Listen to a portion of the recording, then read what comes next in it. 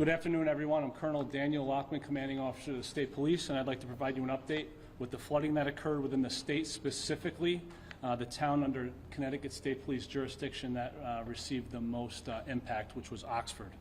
The rainfall caused significant flooding and has resulted in both loss of life, damage to property, and has impacted the towns with a substantial number of road closures.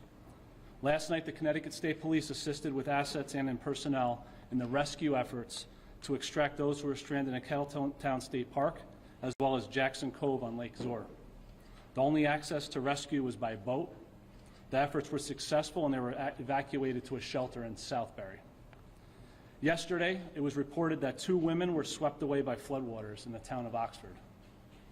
2 individuals have been located today, and it is believed that the recoveries were of the individuals witnessed and reportedly swept away by floodwaters. At this difficult time, our thoughts were with the family of the deceased.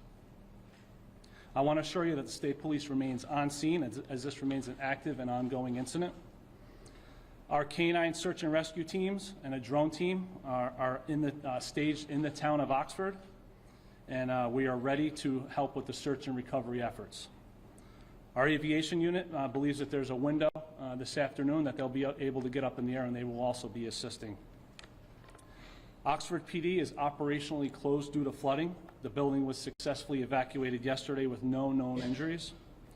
Operations for Oxford PD have shifted to Troop A in Southbury. Any routine calls should be directed to Troop A at 203-267-2200. All emergency calls will still go to 911. Again, all emergency calls 911. State Police urge all motorists to check road conditions before driving to their destinations. Motorists should not drive over water or in roadways that are closed due to the water. Turn around and do not drown. I ask that everyone avoid the area if at all possible. And I'd like to thank our brother and sister partners at Demis, the local fire departments, local and municipal police departments, DOT, and the utility companies, among others. Any additional information will be released at cspnews.org. Thank you, and that's all the information I can share at this time.